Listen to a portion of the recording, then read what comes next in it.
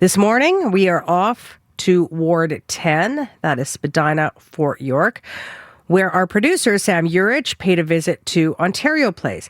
Earlier this week, residents learned that part of the property has already been closed off as the province's plans for a mega spa loom over the site. Sam took a walk through Trillium Park with Emmy Igulu with Ontario Parks for All, which is an advocacy group that's been challenging the province's direction for Ontario Place. But first, Sam spoke with some people in the area to hear how the future of Ontario Place could factor into which candidate they vote for in the mayoral by-election. They closed it.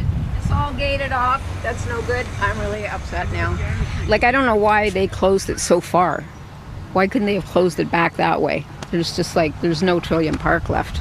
Okay. Right. Now I'm angry, and now I use Trillium Park in Ontario Place almost every other day.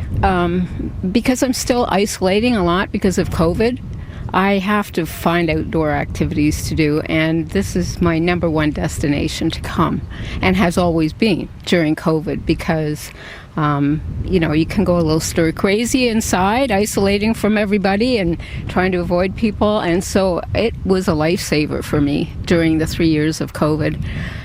I just love it. I love going all through Ontario Place. I've explored all kinds of different places, taken all kinds of photographs of it. I go to the Riverwalk, which is a sort of a sanctuary.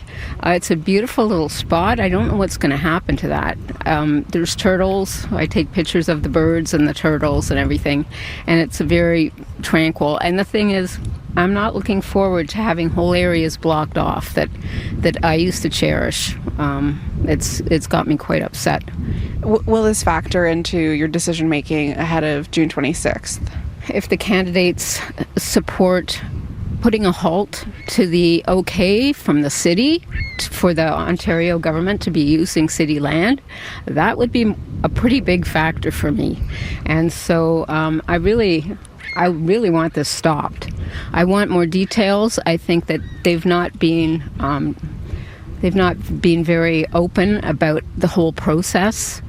It's confounding that so many people do not want this, and yet they seem to be going ahead with it. Obviously, Ontario Place was built to, as an attraction originally, things for kids to do and the Cinesphere and everything like this.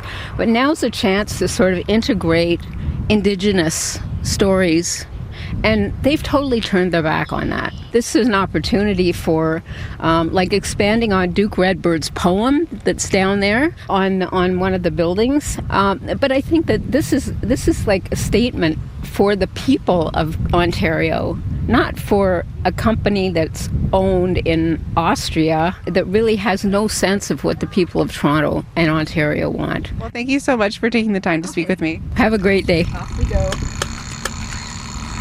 See you later. Bye-bye.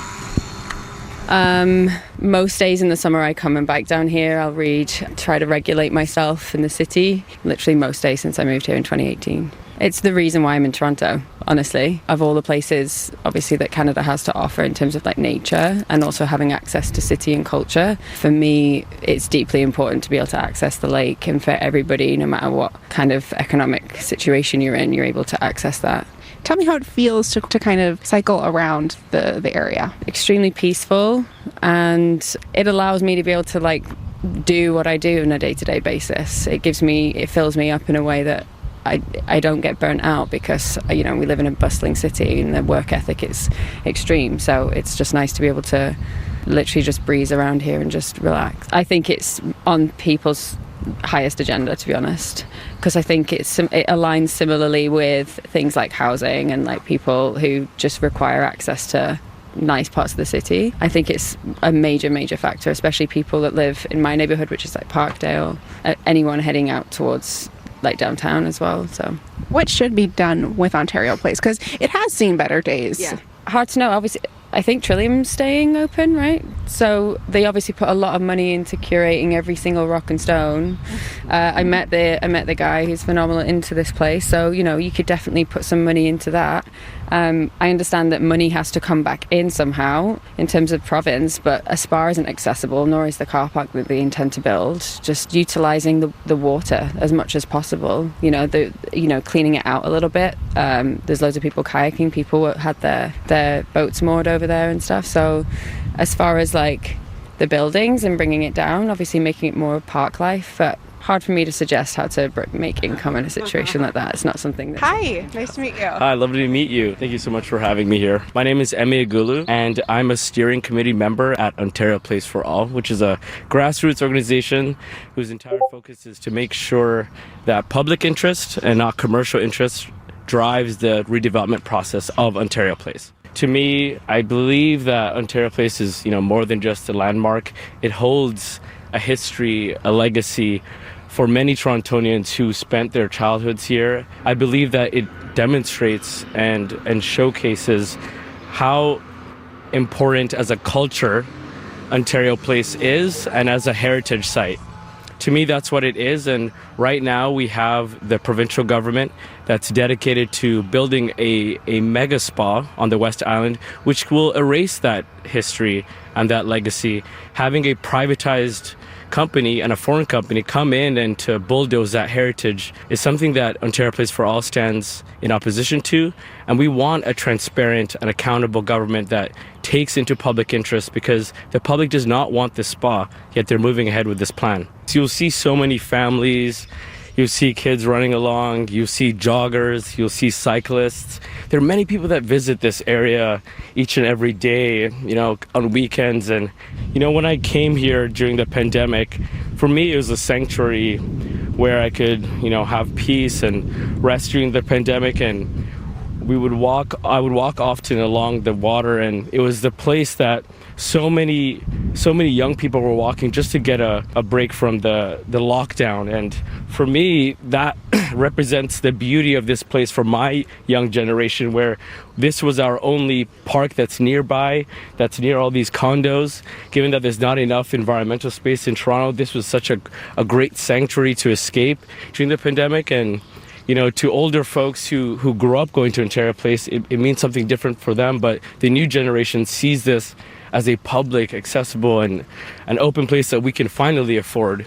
So we've talked a lot about the provincial government and their role in all of this so far. As we know, there is a by-election happening here in June. How should voters factor in Ontario Place on voting day?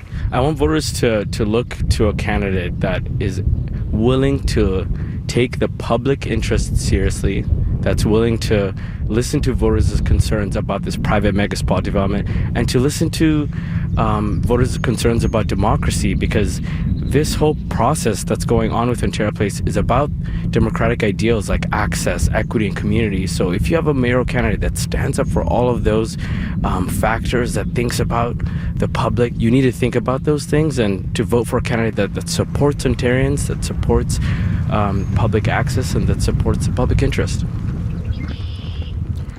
Some voices and sounds from Toronto's Ward 10, which is Spadina, Fort York. Our producer, Sam Urich, speaking to people at Ontario Place. Parts of that site have already been fenced off early this week to residents to make way for the province's planned spa there. Metro Morning will continue its journey of dropping into all 25 of our city wards each morning until Election Day, the by-election, June 26,